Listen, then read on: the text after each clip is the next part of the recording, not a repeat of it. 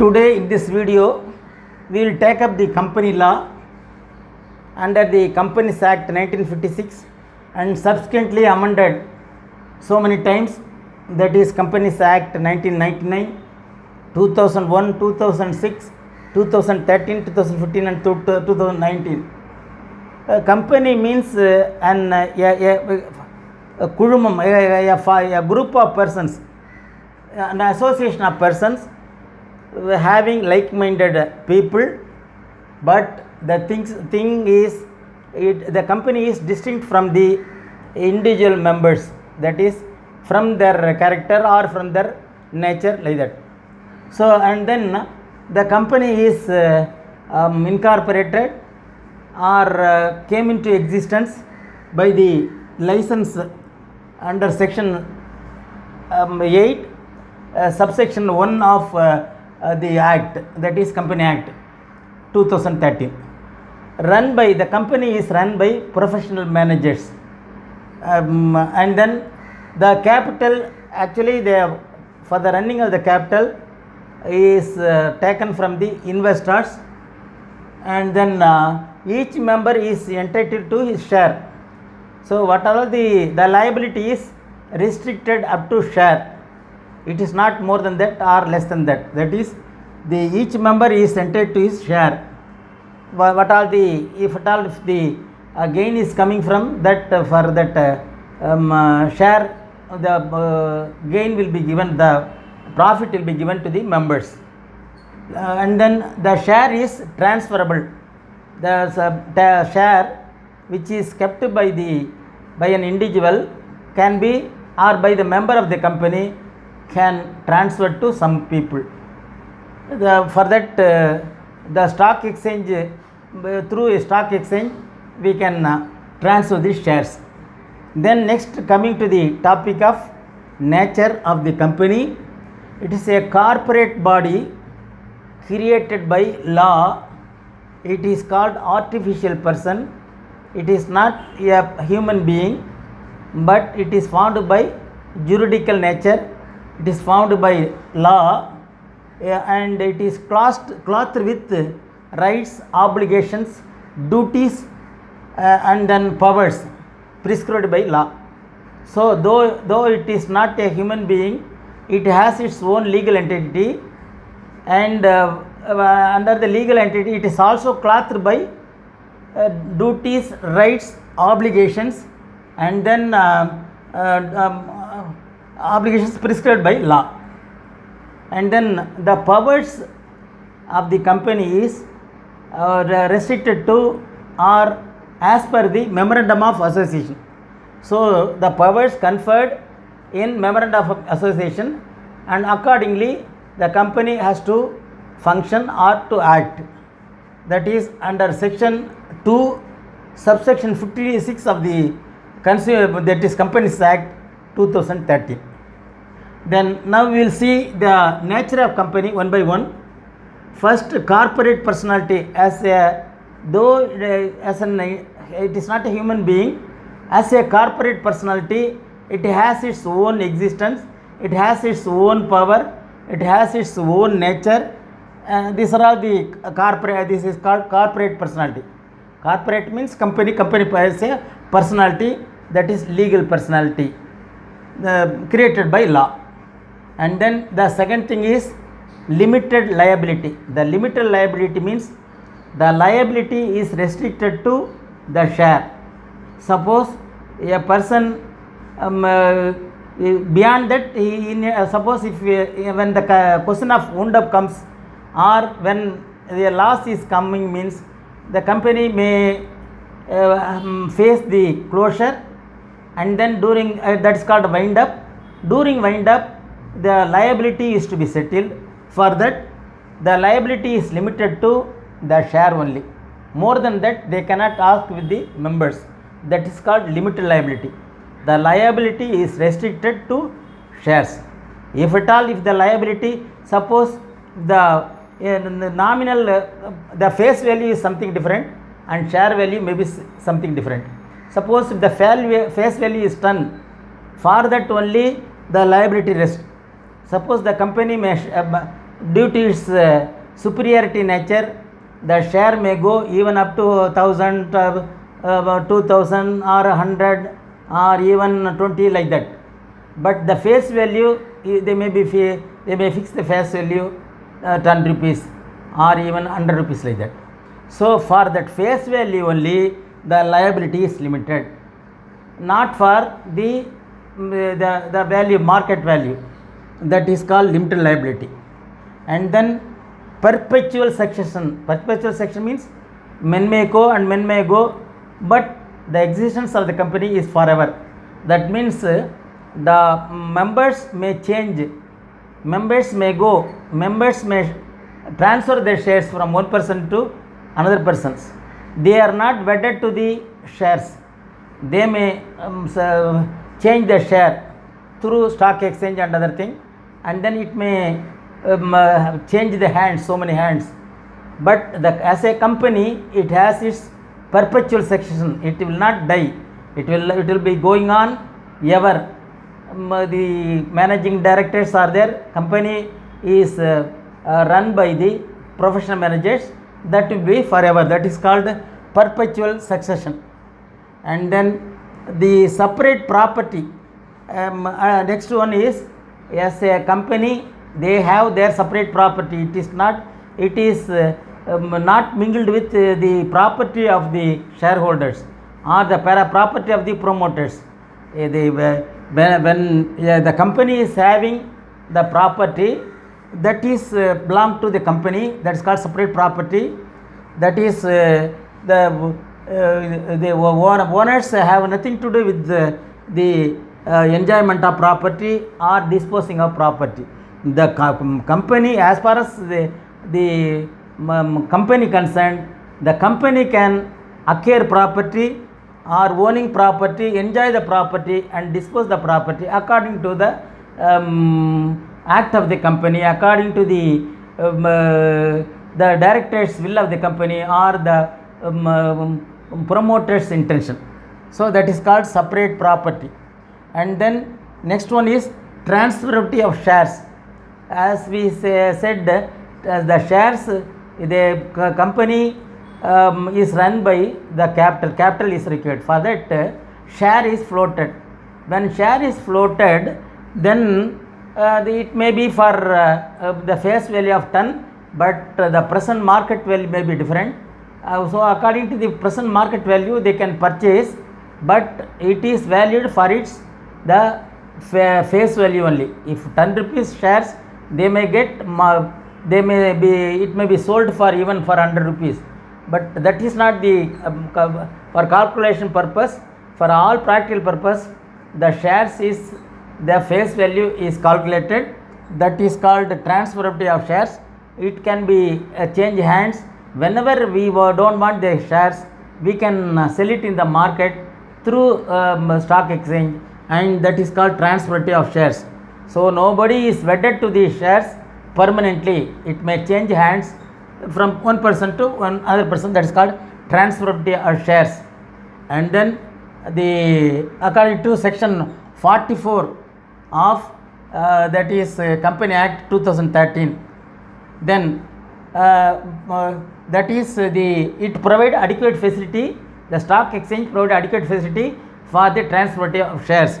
This is according to section 44 of Companies Act 2013. And then the next thing, important thing is common seal. That is when a company is running, it is having a common seal. Under the seal only all the transactions are done. That is, whenever any transaction happens under the common seal, for purchase of this land or something like that, then under the common seal the contract and the things are entered. Even sometimes what happens, some people may be duly authorized to have the transaction of the company, and they should keep the seal, because once seal is affixed, the company seal is engraved with the company seal with engravement, it should not be misused by another person, because it has its own validity. So because at later date there may be litigation and other things, other problems will arise. For that, the seal, common seal should be used whenever the important transactions are there. So the company being the judicature person or the legal entity, they have the common seal, they use the common seal. And next thing is, being the legal entity and being created by law, the company created by law or registered body, any registered body having two natures, one is called can sue and can be sued. These two things are important for all registered bodies, whether it is a cooperative society or whether it is a society registered under Society Registration Act or the Company Act or under any act that has its own speciality, that is it can sue or be sued. And that means the company, for its suppose if any libel or slander upon the company's name, they can sue the person in the court of law, that is called can sue. And if at all, if the company is also doing some mischievous activities and other things, the shareholders or the people who are working there can sue the company, that is called can be sued. That is called the company is answerable for that sue, that is called can be sued. So whenever damage or libel or slander comes in the name of the company, they can sue the people. And the own member can sue, for example, the case study TVS Employees Federation versus TVS and Sons Limited, 1996 87 company cases. In this that is actually what happened in that, the company has not given the due share to the employees, and then it was on a cassette was released, video cassette was released, and then it went to the court, but the court didn't object to the that video because the thing is not different from that video. The what is shown in the video is has happened in the company affairs. So that's why the court could not come to the rescue of the company, and then there was no wrong in it, like that it was held by the court. So that is as far as can be sued, the employees sued the company. And then for some of the that is, if at all contempt of court is there, that also the managing directors are not liable. That is, for Lalit Surajmal Kanodia versus Office Tiger Database System India Private Limited 2006 129 company case. In this the for contempt of court by its officer, the company is not liable. So for the contempt, the company is not liable according to this case study. And then the contractual rights, as far as the contractual in between what is contract? An agreement between two persons which is enforceable by law is called contract. And then the rights endowed through contract is called contractual rights. And that is what all the things should be in contract is called privity of contract. And then this privity of contractual rights, the company can have the contractual rights. That is called the it can enter into the contract for supplying of the goods, for selling of the goods, for whatever it may be. So the contractual rights lies with the company. That is called contractual rights. But at the same time, for torts, the members cannot sue. For the torts, the members cannot sue, or for the torts, it cannot be sued also. That is called contractual rights. And then limitation of action. That is, though the company is a legal body, it has its own power as stipulated in the memorandum of association. Yeah, that is called MOA, memorandum of association. What are the powers vested with the company, that is enumerated or that is suggested or that is the provision has been given in the memorandum of association. That is within the powers and within the scope of memorandum of association, the company can act. More than that, they cannot act. That is called limitation of action. And then separate management, directors of the company to conduct corporate functions. So the management is separate, and then the shareholders and the promoters are separate. There is no link between those people, because whenever the management directors can convene the meeting and during that is the power of the directors. So this a separate management activity is there, and the activity of the members cannot do anything with the affairs of the company. That is called limitation of action. And then separate management, director of company to conduct the director of company to conduct corporate functions. The functions, day-to-day functions are done by the board of directors appointed by the appointed during the meeting. So when the meeting is conducted, and during that meeting directors are appointed, and with the directors the company affairs are run. That is called the corporate functions conducted by the board of directors, that is the management. And then voluntary association of profit. The profit actually the profit voluntarily can be given to all the members, and sometimes a portion of the profit can also be retained for the development of the company. So it depends upon the company directors and the decision taken by the board of directors or by the company affairs. So the profit is what all the shares for the shares are not held by the company. It has to be equally distributed to all without retaining anything. Suppose if at all if they are retaining anything, that is for the development of the company. That is the voluntary association of profit. But according to the section 8 of the Companies Act, some of the companies with no profit motive are running. So there is no loss or gain.